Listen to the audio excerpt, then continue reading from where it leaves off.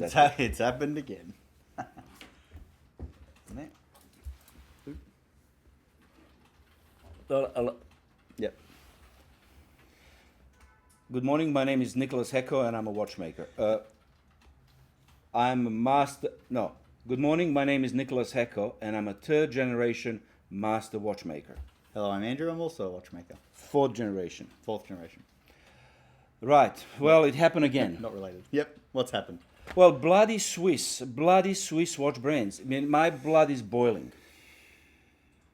My blood is boiling, and I think this viewers, watch enthusiasts, watch owners needs to hear this once again. 3 months ago, Yep. We sent an email. no, 3 months ago we heard that one of the 3 top Swiss brands Yep. is looking to expand their service network. Yep. And they offer certification, meaning basically you sit down for exam Yep. and prove that you are capable of repairing their watches. Yeah. So it's a little bit of an education course. It goes for about a week. You do a few days on education, then you sit the actual exam. They then test your watch and the results, how it looks, how it's lubricated, and go, yes, this person is capable of servicing this particular caliber. Therefore, they have access to the spare parts of all these calibers. And then you can do further tests for, newer models, more complicated models. And of course, we jumped on an opportunity. We sent an email. We want that piece of paper saying that, Andrew, it was about Andrew, not about myself. Andrew is qualified to service certain caliber of that prestigious brand. Yeah. 3 months later, nothing happened. We haven't heard back from them. Then we sent another email, nothing. Then we made a phone call to head office. And it was kind of vague. It was kind of, someone will get back to you. Yeah. Eventually, they did yesterday. Yeah. And we got a letter saying that, thank you very much, but we are happy with our current service network. And because you're in Sydney, we already have enough watchmakers in Sydney. Sorry, but thank you very much for giving it a go. We're not allowed to read the email, are we? We are not allowed to read the email. We're not allowed to show you the email. We're, of course, not going to mention a brand. Yeah. That will put us in legal trouble. You really have to trust me that what I'm telling you now is true. The only reason I ask is the email was a little bit more condescending. That was actually like a little nicer way of putting it. Right. Yeah. So this is yet another reoccurring event. While we ourselves and other independent watchmakers are constantly sending flowers and chocolates to brands, they are constantly rejecting us. Yeah. Of course, it's not our lack of skills. It is commercial reason, and that's fine. They have every right to make commercial decisions to suit their brand and their customers. However, what I'm complaining about is you can't prevent someone from attaining qualification, a piece of paper, diploma. You can't. This, in my opinion, is not just restrictive. This is more than not conducive to a free market. Why? How can you be in a position where you claim that no, we're all good, we've got it covered, we don't need your help, but thank you very much for asking. But then on top of that, I don't even think that this particular brand repairs anything in this state anymore. Well, we don't know. But the claim that they say there is enough independent watchmakers looking after our brand is not true. And I have a piece of paper to prove that. This is a repair document. Again, more than a month ago, we took that brand watch to a service center. It had a tiny, tiny little imperfection on the edge of a bezel. And we took a watch there. We just asked, replace the bezel. We want to provide our customer the best possible service. That watch is ours.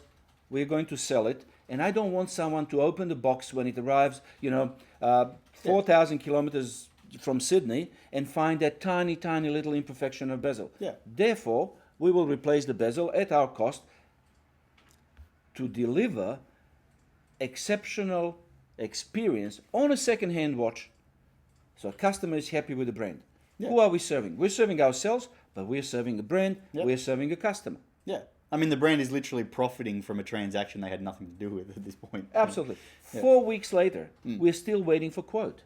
We don't know if the bezel is available. We have no idea how much it's going to cost. We don't know if it would require us to spend more money doing something else.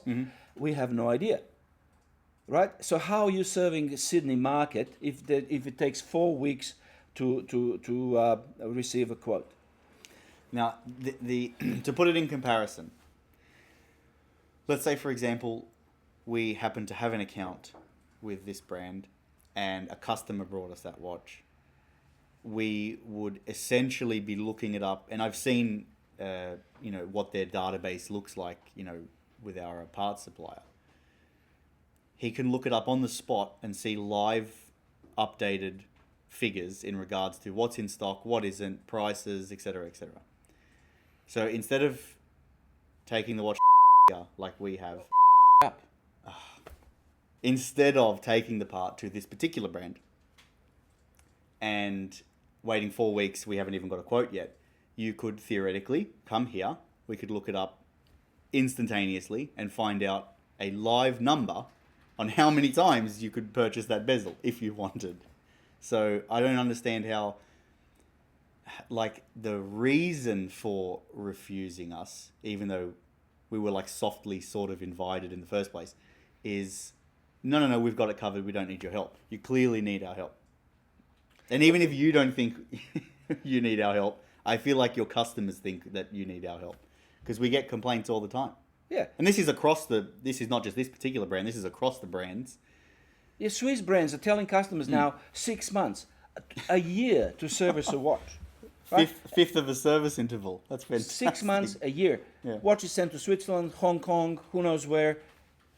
Swiss watchmakers making money, not Australian watchmakers servicing Australian customers. That's a little bit rich. It's a little bit. It's not. We don't care. We are doing fine, but to restrict access to certification is abuse of your power in this country, where we welcome you. We allow you to trade because we say it's a free trade. It's you who are restricting us, independent watchmakers, to have access to spare parts. Yeah, I told you this morning. If you homeschool your child, and when is the time for exam? First ones are 16. Yeah. Year 10. Year 10. Yeah. You I don't know what the procedure is, but how would you feel if your kid is not allowed to sit a state exam to prove that your homeschooling was adequate? Or how would you? I mean, you'd be probably pretty peeved. Let's just say, because if you've done it right, your kid probably is smarter than the kids that are in the public school system. Yeah. Especially if you've been working on them for longer than, it's only 2 hours a day, I think. You've been working on these kids yourself and going through the curriculum and doing everything they're supposed to do, and even taking it a step further because you've got time, you're not spending money on schooling and that sort of thing. Your kid is in a better position to do really, really well, and the only thing stopping them is some faux red tape loophole, I guess. Yeah. Anyway, you tell us, is this right? Is restriction of spare parts to independent watchmakers fair? Does that benefit you? Because the excuse brand will tell you, we don't want that Nick Hacker to fix your watch. He's not qualified. He doesn't have he has no access to spare parts. But when that Nick Hacker it's your fault. knock on brand's door and ask for spare parts and ask to be certified, For they education. say no. For education. Yeah. We come not with, it's not, it's definitely not a case of we know we can do it because we're already doing it, so you should just give us parts. No. It's, look, we are watchmakers. We have some level of traditional training.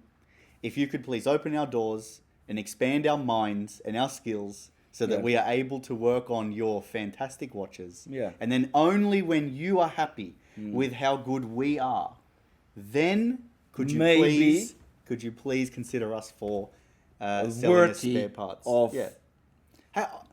We'll come back every year if you want.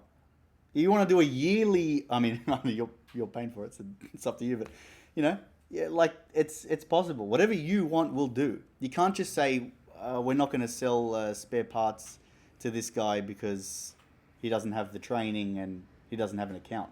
Both of those things are your fault. I think this video is a reality check. Please, you tell me, am I crazy? Am I asking for too much? Are we complete idiots? What's wrong with us? Yeah. What is wrong with us? You know, I don't want to prostitute myself anymore begging for spare parts. You know, we have a proof. We're not just, someone said, they're just the watch repairers. You know, they're just a bunch of watch repairers. Look, I'm not. We made this watch to prove the point, and we proved this 10 years ago. Yeah. We can make a watch. Why can't we get access to spare parts? We can make a screw. Why wouldn't you sell me a screw? The funny thing is, we could probably make anything that we need to buy. It's just not allowed. Yeah. All right. So yes, I'm very unhappy with this development. Yeah. But what I'm really unhappy is two things. Number one, the letter that was sent by Swiss brand to me, opening line is Dear Nick. Number one, I'm not Nick for you, Swiss. I'm for you. I'm a Mr. Hacko, and don't dear me. You can say Mr. Hacko, blah, blah, blah, blah, blah. Dear Nick is rude, okay? I don't care what are the rules in this country. You're Swiss, and you're talking to me. So be Swiss in my country. Number two, they said literally, we appreciate that this is disappointing news. Are you nuts? Do you seriously think that this is disappointing news for me? Yes, today. But tomorrow I'll be over it. And then I'll get back into business as usual. Last time you sent me a letter, no spare parts to you, I started my own watch industry in this country. So don't be, what's the word? Condescending. Don't be condescending. Because I signed my request with my name. Okay? And you know what happened last time. You know, when I was a kid, when I was 13, 14, I have to share this with you because we're in a business of transfer skills and knowledge, okay? Okay. It's maybe too late for you because you're already married. Yeah. I was 5 out of 10.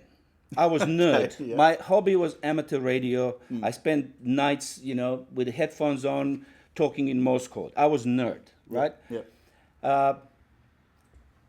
In order to get a date with a 9 out of 10 and 10 out of 10, there were three ways to do it. Number one, you have to be a son of a doctor. My dad was a watchmaker. Okay. Right? And he had no intention of going back to school, becoming a doctor. Number two, you have to play guitar. Okay. So if you play guitar, doesn't matter where you nerd or how you look and whatever, you will score 9 out of 10 and better. Yeah, that's still true. The third thing is you have to play basketball. Okay. Yeah, so if you're into basketball, guaranteed. Serbs are into basketball. A lot of tall people. What were the things with you when you were 14, 15, 16? I have no idea. I honestly, I got roped into a relationship by my first girlfriend, and I'm married to her. Yeah, well, you're Italian. It's too easy for you, Yeah, right? so, It was yeah. too easy for you. You didn't have to fight for anything, Yeah. right? I ended up, so 13, 14, 15 was a bit rough, but I ended up marrying 11 out of 10. Fair enough. All right, 11 out of 10. So when you say here, you Swiss. We appreciate this is disappointing news. I never had the disappointing news in my entire life. Yeah, fair enough. I'm tough. I'm like nails. I'm tough as nails. I'm not South African, but I have a lot of respect for South African. They're tough people, right? So, thank you very much, Swiss brand. You are bloody hypocrites. You are restrictive. Yep. You are abusing your market position. You're riding on a wave that was created by our weak ACCC that allows you to do all these things. But the war is not over. The gloves are off, and we'll see you round 2. My name is Nicholas Hecko, and yes, I am a proper master watchmaker, and I can fix your any day.